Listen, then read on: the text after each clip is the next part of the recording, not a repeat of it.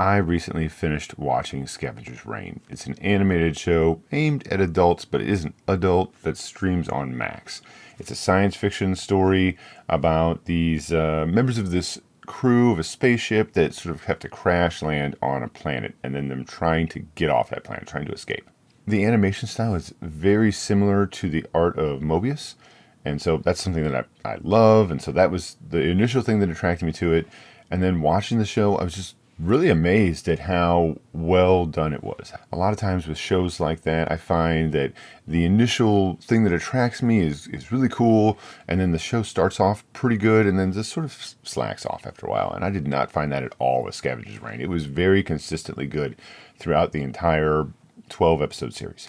In the show, the humans that crash on this planet are just trying to get off. Their ship is still up in space, and they're trying to get off the planet. And one of the ways is to sort of send a landing signal to the ship in space. And then there's just trying to get to the ship, right, across this alien landscape. The biology of this world is compatible with humans, and the air is breathable. So, they can eat the things that live on this planet and not die. The unfortunate consequence of that is that the things on this planet can interact with human biology. I really love the direction that they took it. I mean, I expected a lot of times for there to be a lot of episodes about native predatory animals constantly going after humans. I expected something a lot more survival, like intense survivalist type stuff, and it wasn't. It was that way in a sense, but it wasn't the main focus of the story. It was really this sort of interactions that humans are having with this life that they just don't understand. There's many times where things are happening on this planet with these characters that it's just, they don't know what they just saw. They don't understand how this works or what's going to happen or what this thing wants or what these things are. It really tries to be intelligent and interesting the whole way through. While I was watching this, and I just was thinking about inspirations that this show must have had, and one thing just kept coming up over and over again in my head. And after the show was over, I went online and researched, and it wasn't listed as an inspiration. The book that I was thinking about, or the series that I'm thinking about, this series by Leo Aldebaran. Now, this is originally a French comic book from the end of the 90s, the original series. There's the beginning series, the first series, and there's numerous series. It's 3 volumes, published by Cinebook. Originally, it was in French and black and white, and Cinebook got the rights to publish it and colorized it. They also censored it. They censored it with the approval of the artist and writer, Leo, because Cinebook publishes in multiple countries. There's nudity in the original version, and they said if they did that, then certain countries just wouldn't allow it to be published because of certain laws they have. So some of the some of the art has been changed slightly.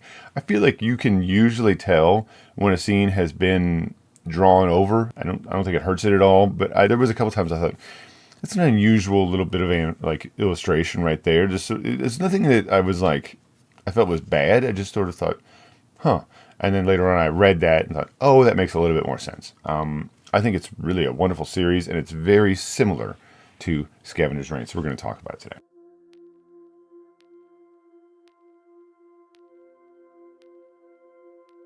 Aldebaran is a real planet, and it's very similar in size and in its yearly cycle and its day cycle to Earth. Even the gravity is not too different.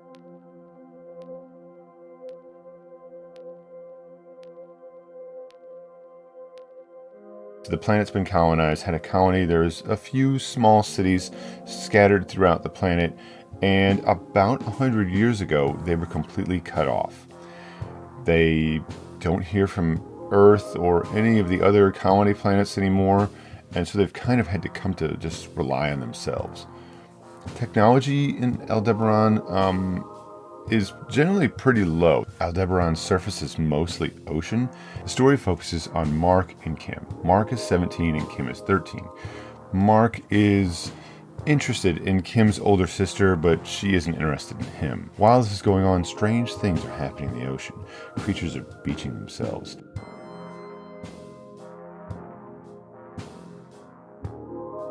And unusual deep sea life is found floating dead on the ocean.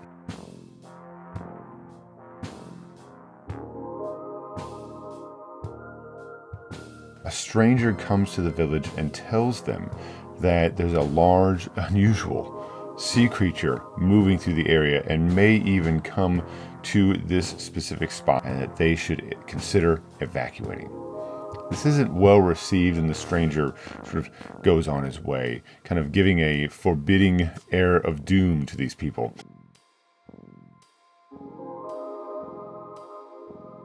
Not long after that, a news reporter from a larger city shows up looking for this same man. Mark offers to transport her by boat to this other village where the stranger had gone. And while Mark and this news reporter are in the small sailing boat in the ocean, the creature comes into the vicinity, comes into the bay or the area of the town. That's where we get that iconic image on the cover of the book, ultimately culminating in a catastrophe to the town. Mark and Kim's sister, and a few others are displaced by this, and so they have to decide where it is they do want to go. Mark decides to go to a faraway city. He takes this motorized wagon and leaves, only to discover later the next day that Kim has stowed away with him because she does not want to accompany her sister. The characters encounter Mr. Pad, a older man who seems very familiar with the wildlife of this planet and how to use it effectively. And their interactions with Mr. Pad are always a little interesting. Mr. Pad is a very strange character. Helpful, but also always seems to have an ulterior motive. Aldebaran is part science fiction story, part mystery, part political intrigue, and part romance.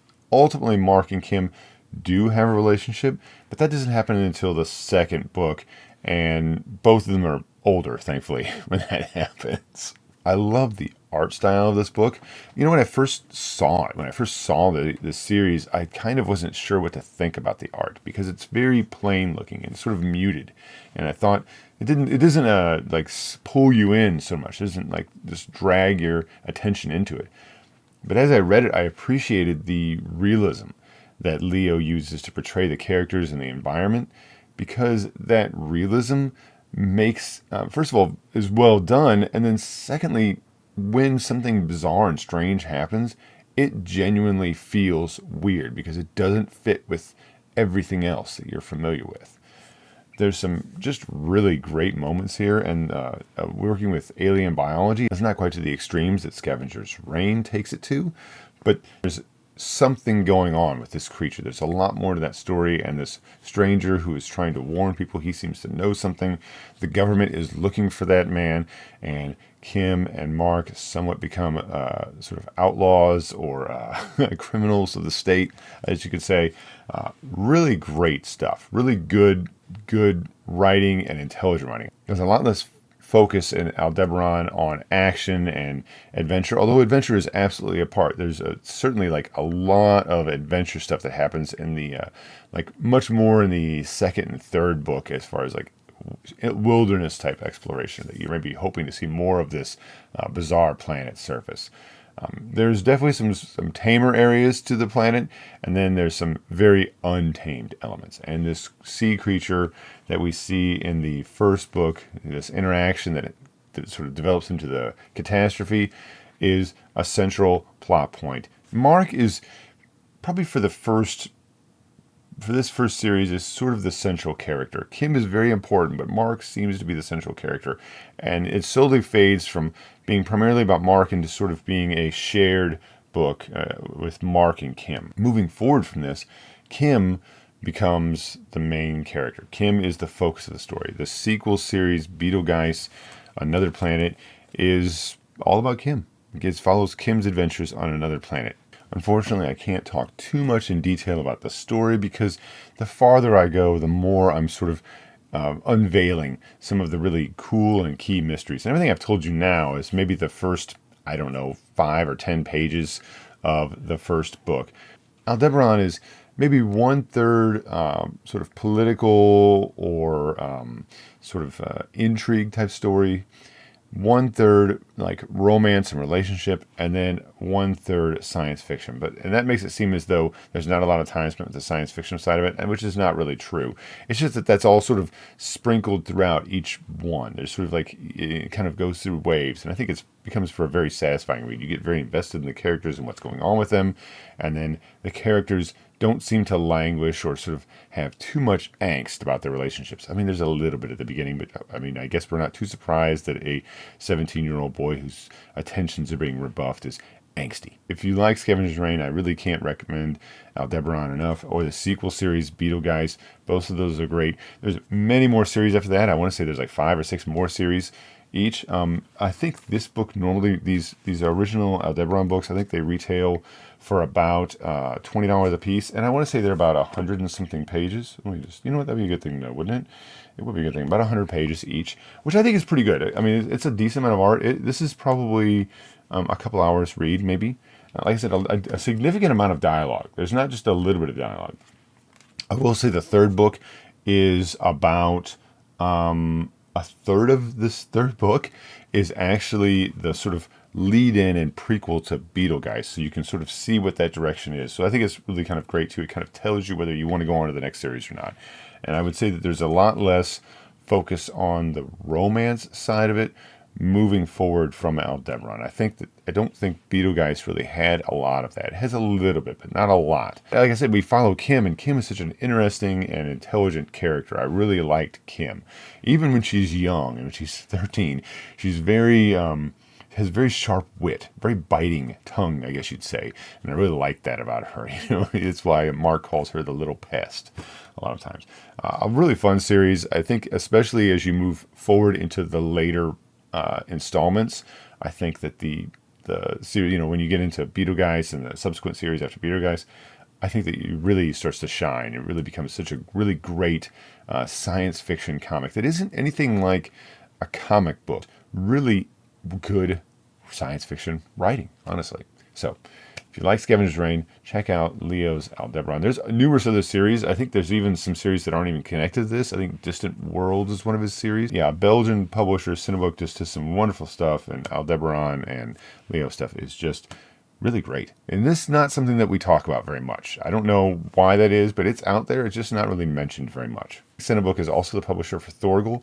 I'm absolutely going to talk about Thorgal at some point. I really like Thorgal too. They have such good stuff. Honestly, it really is great stuff. I mean, I think this is a comic book for somebody who likes to read books.